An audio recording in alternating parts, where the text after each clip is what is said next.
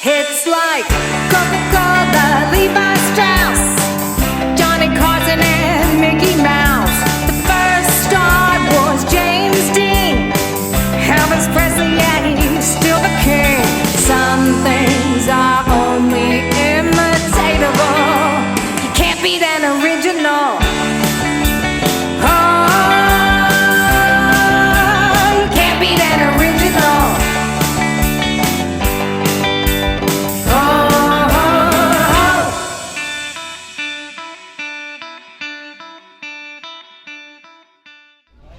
Hello there, I am Aubrey Cavitt, a Sea Kindred. I am coming to you here with Miss Debra Kadabra. And we are here at the Bowling Green Comic and Anime Convention, here with the legendary, I might say, Larry Elmore. How are you doing today, sir? Doing fine. Awesome. Having a lot of fun. Awesome. And we are so glad to be here. He has a complete collection that he is revealing today with his books at the table here, and it is his birthday. How old are you today, sir? Oh, I'm 14. No. I believe it. I believe I'm it. 75 years old today. Thank you so much for coming here today and for meeting with us. Well, I've met a lot of great people, a lot of fun people. I enjoy it. I enjoy it all. That's awesome. He is here with his lovely wife on his birthday. So Larry Elmore is a legendary artist. He has been doing art since... Oh, God.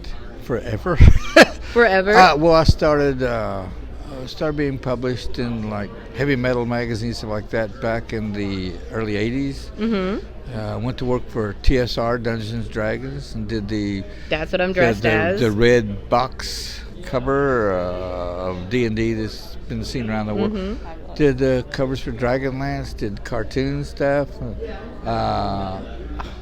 book covers, game covers, about everything you can think in fantasy and science fiction type art. Yeah, see, so much work that has influenced so many people over so many generations, including me. I did practically cry when we got to shake hands. So meeting you has been amazing. Is there anything that you would like to say to your many, many fans that has been following you since the early 80s? Well, I thank all of you. And it's been, for me, we're in Kentucky. I'm from Kentucky. Went to college here in Bowling Green in Western, got our degree, and so this is home. And I grew up just a Kentucky boy, but my art, and because of the artwork I did for certain things like Dungeons & Dragons and all kinds of things like that, has taken me around over the world to conventions all over the United States.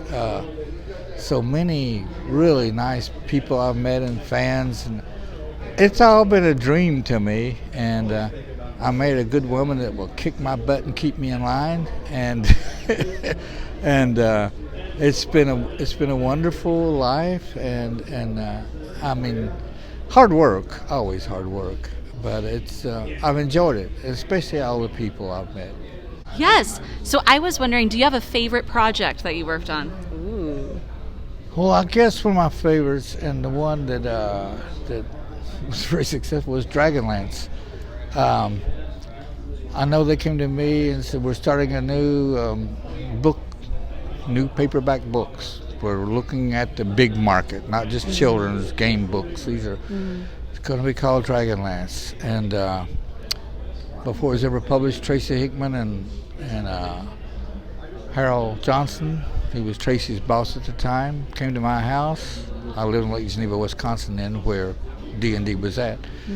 And Tracy told me roughly the story of Dragonlance. And I thought, holy cow, this is a really good story. And he said, well, when we can, we're going to start publishing, try to get TSR, we're going to write the books and publish it. And so I got to do all the covers, the main book covers, kick it all off. Well, later on, it grew so big, the other artists doing covers, but that was a fun project to work on, and it sold millions and millions of books.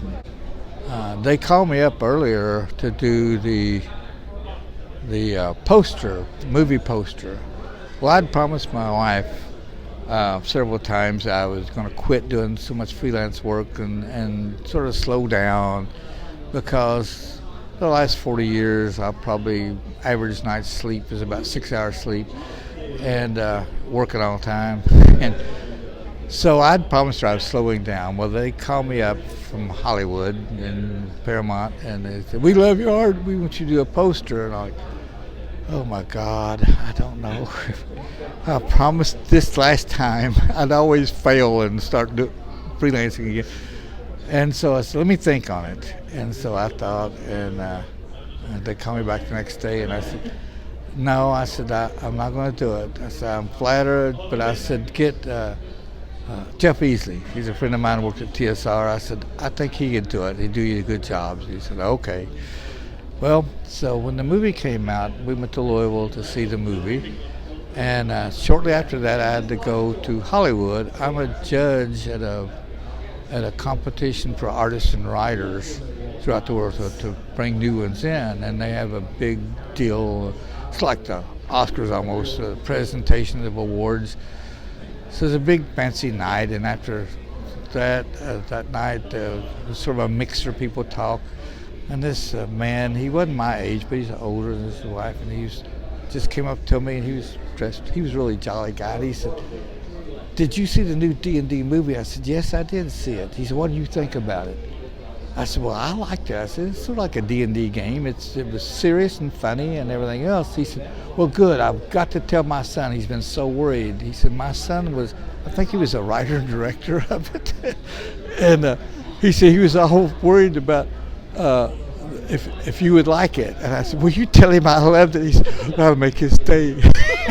I thought, oh my God, everything seems unreal. And I've met so many people, and I've had a wonderful life, and I just try to give back as much as possible.